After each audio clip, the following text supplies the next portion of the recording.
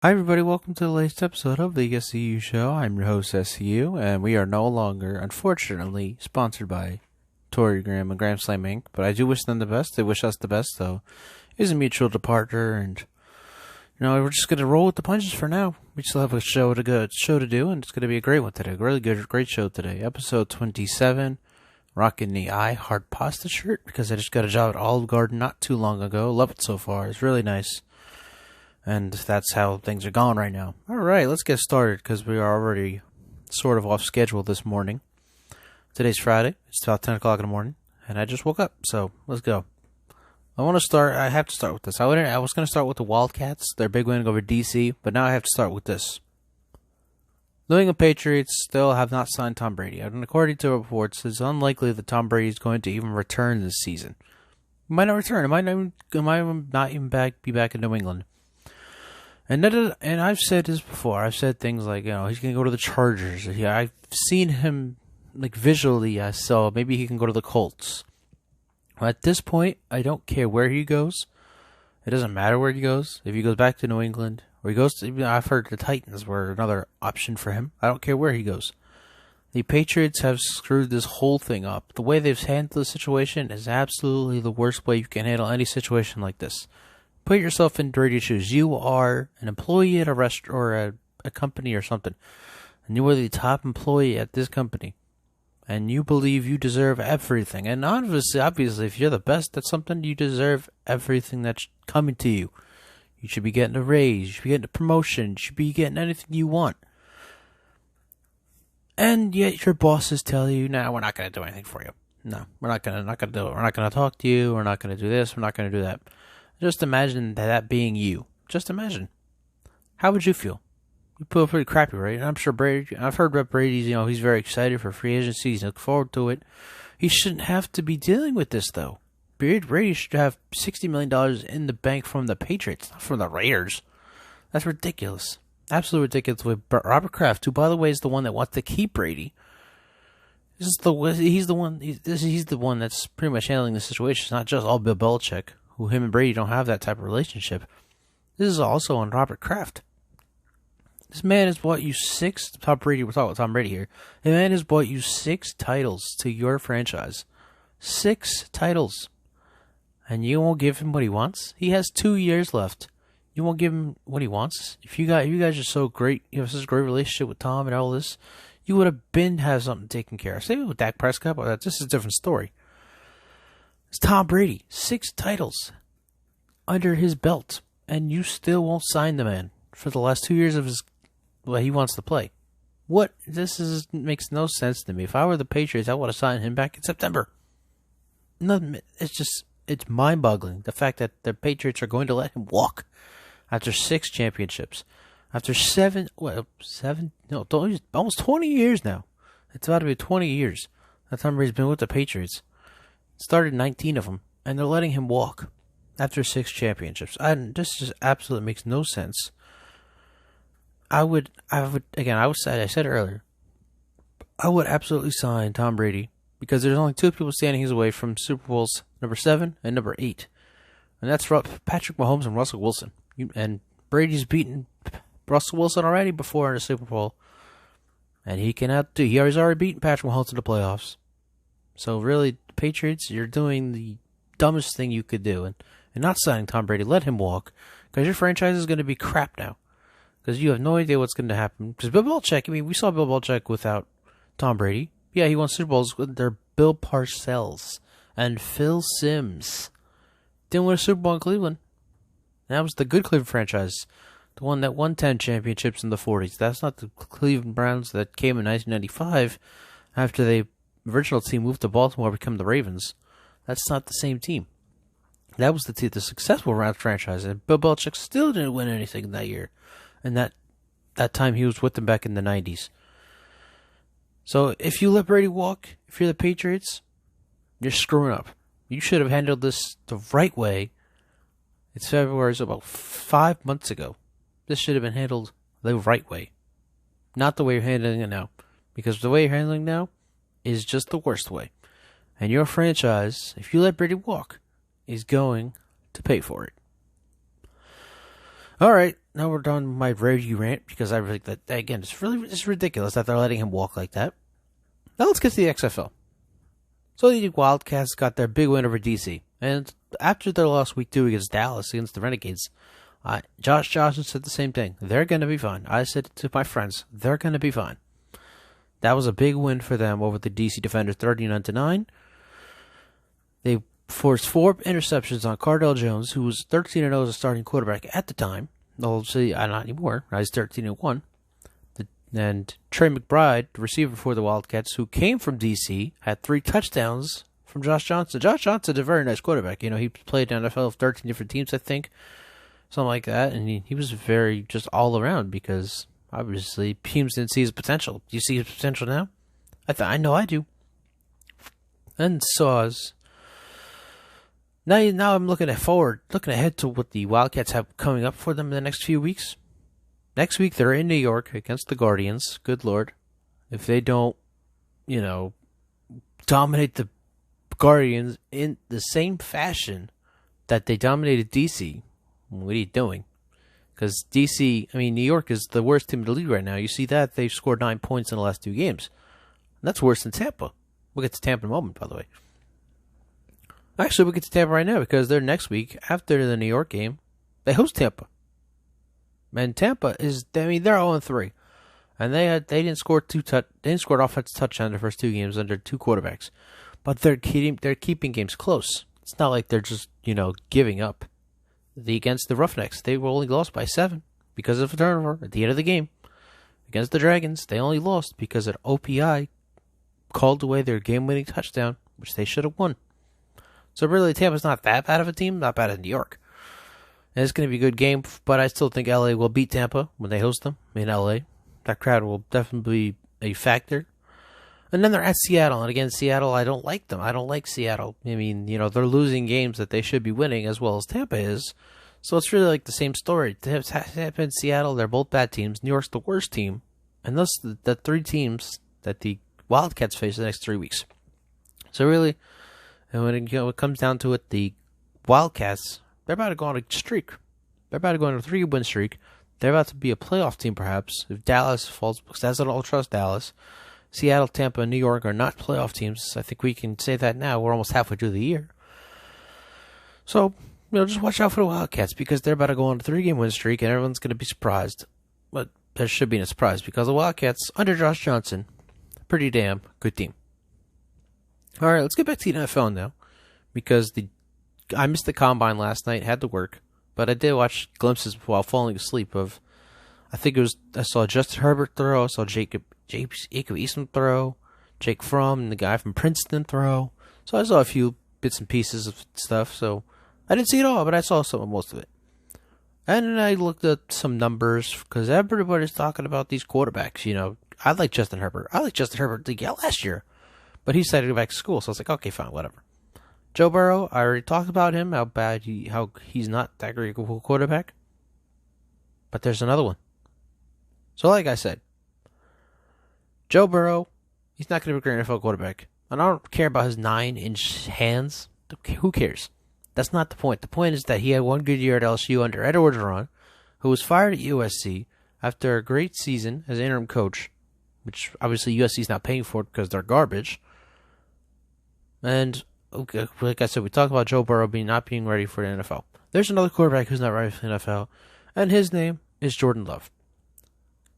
And if you know me, you know I love the Herb, Colin Cowherd, and Colin keeps talking about how Jordan Love is a franchise quarterback. He's going to change a franchise somewhere.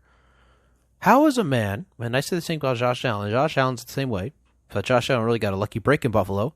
How is a man who throws 20 touchdowns and 17 interceptions in the Mountain West Conference, not even a Power 5 conference, going to lead any franchise anywhere ever?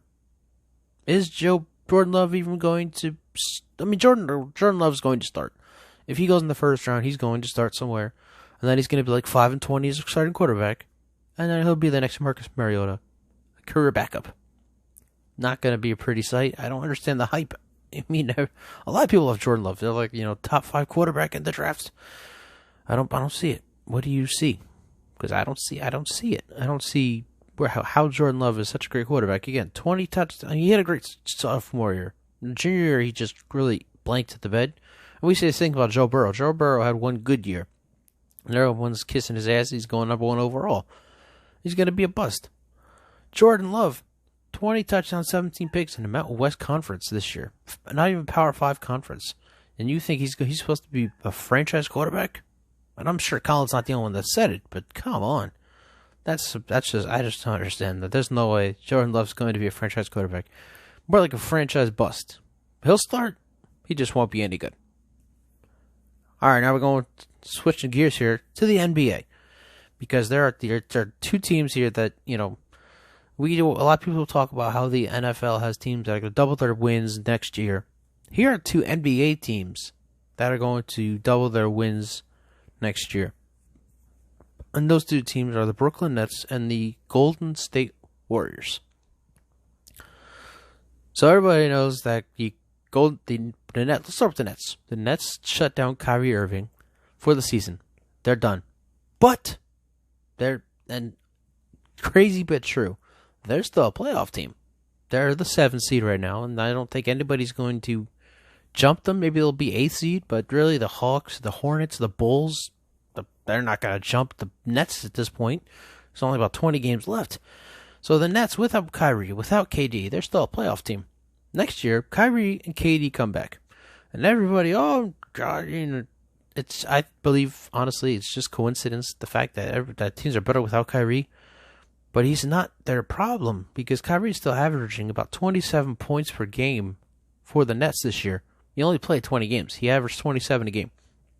So really, it's not. That's not the problem. The problem is the rest of the problem. Maybe it's the rest of the team. I'm not saying it's the same team for Boston, but who else does the Nets have? I believe they have DeAndre Jordan. He hasn't done anything for them this year. But anyways, the point is that Kyrie and KD will be back next year, and the Nets are about to make that really serious run. And I'm not saying that because I live in the New York area. I'm saying that because Kyrie and KD are two of the best players in the NBA. KD has won several titles. He helped the Warriors to a few titles. At least the one title, I think it was like 2017. He definitely helped them, led them to the title. Without KD, they lost 2 titles. One to the Cavs, 3-1 lead, and then last year to the Raptors. So don't tell me KD isn't a big addition to any team either, because that's, again, just crazy talk. Kevin Durant, Kyrie Irving, Nets are about to make a serious run in the East, especially with the Raptors. The Raptors are good this year. They're not going to be as good. I don't believe they'll be as good next year. And then it'll be the Heat. I talked about the Heat, how good the Heat are. They're not going to be as good either next year. The Sixers, they're definitely not going to be good next year. So really, it's going to be the Celtics and then the Nets next year in the Eastern Conference. Then you got the Warriors. The Warriors, the worst record in the Western Conference right now. Everybody's coming back healthy next year. Steph's coming back this week. He'll be back on Sunday.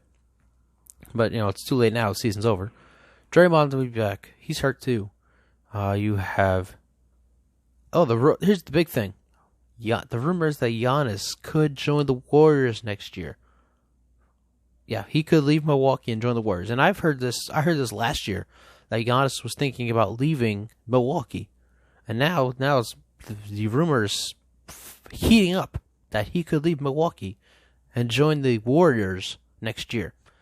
That would 100%, no doubt about it, guarantee the Warriors a spot in the NBA Finals next year. Again, everybody's talking about how the dynasty is dead. The dynasty is not dead. The dynasty is gone for a year because everybody got hurt. That's it. That's all it is. Steph, Draymond. You bring on Giannis. Who else knows? Joel Embiid is a free agent this coming summer. Who knows who else, you bring on next year. So really, you can say as much as you want about the Nets and how, you only got 2 guys. But the Warriors, if they bring in Giannis and they have Steph coming back and Draymond coming back and all that, the Warriors are going to the NBA Finals again next year. Book it, no doubt about it. There's going to be no one standing in their way in the West. Of course, the Clippers are good and the Lakers are good. But that Warriors team with Giannis, no way. That would be an NBA Finals team, no doubt about it.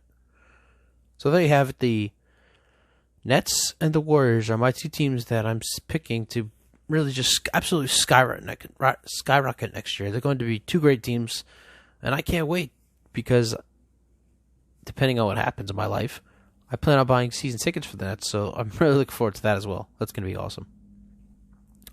All right, final topic of the day. Had a really good show, really nice. I liked what we went through. XFL power rankings. Oh boy, everybody loves these. Everybody loves my power rankings. Let's go. Number 8, New York. Good Lord. They are the worst team in the league. I know I said Tampa last week, duh. No, it's New York, duh. Because New York has scored 9 points in the last 2 games. And they're just a dumpster fire. Good Lord. Stop. Put in Luis Perez. He's a third-string quarterback for the Guardians, which I don't understand. He's the best quarterback on that team. And Matt McGloin needs to go. That's no more Matt McGloin, please, for the love of God. New York, number 8. Number 7, Tampa. Again, they're 0-3, but they're not losing games as bad as the Guardians are, excuse me. Because, good Lord, like I said, the Vipers, they're losing games by 7. By offensive pass interference that wipes away a game-winning touchdown. And then, of course, week 1, 3 fumbles against the Guardians, which that was a foolish game for both teams. Tampa, number 7. Number 6, Seattle. Still don't trust them. I still don't trust them. They're losing games they should be winning, just like Tampa, but they're just not that good of a team. Like, Tampa has the pieces. By the way, speaking of Tampa, Quint Flowers left the team, so that just makes them worse. But anyway, Seattle, number 6. Yes, Seattle, number 6, because I don't trust them. Number 5, and I know people are thinking I'm crazy for this, but number 5 is LA. Yeah, they're 1-2 right now. They just won their first game, big game over DC. But their first 2 weeks, week 1 against the Roughnecks, they got blown out. And week 2 against the Renegades, they blew it. They had the game in hand. And they let the running back, I think it's Kenneth Farrell's the running back for Dallas. He let him on that final drive, which clinched the victory for Dallas in LA, week 2. He let them run through them like a hot knife through butter. And so LA still has a lot of work to do, but I do think they'll be on that win streak and rise my power rankings. But right now, number 5. Number 4 is Dallas. Dallas is a good team. They're pretty damn good. They're they won 2 in a row. They beat the Dragons in Seattle, and then they beat the Wildcats in LA. So they have 2 really nice road wins. And if you win a road win in football, you get a road win in football, you're really showing somebody that you're me business. Dallas, number 4. Number 3, DC. I'm not putting them on numbers 8 because they lost to the Wildcats by 30. I don't know what happened in that game. I don't think anybody knows what happened in that game. But the defenders they still pretty much had the best defense in the league. Cardale Jones is the best quarterback. Okay, PJ Walker's the best quarterback, but Cardale Jones is right there, right behind him. DC is number 3 because of that big third, because they lost by 30. If they lost by 3, they still need number 2. Number 2 is St. Louis. Great game for them against of course it was the Guardians, but it was still a great performance for Jordan Ta'amu with that whole defense. Shout out to Joe Powell, former Baltimore Brigade and Cleveland Gladiator safety, who's playing in the XFL with the Battlehawks. First return touchdown in XFL history for him. It's really nice to see. It's so awesome to see an ordinary football guy do something like that, make history like that. St. Louis, number 2. Number 1 is the Roughnecks. They are the best team in the XFL. There's no questioning it anymore. There's no questioning it. They are just absolutely offensive powerhouse. PJ Walker has 11 total touchdowns in 3 games. That's awesome. And Cam Phillips, his receiver, number 1 receiver in the league, 6 touchdowns the last 2 games. He had 3 in each against the Battlehawks and then again against the Vipers. So that's really just an amazing performance by him, amazing performance by the Roughnecks. And they are number 1 on our latest power rankings list. And with that, we end the show here. It was a great show. Patriots, pay Tom Brady, because if you don't, I don't know what's wrong with you. You're doing the wrong thing. You're treating this horribly. And look forward, again, we'll bring it up next week after the Wildcats get their win against the Guardians. They're on their way to at least a 3-game win streak. That's it, everybody. Thanks for listening. Thanks for watching or listening to the latest episode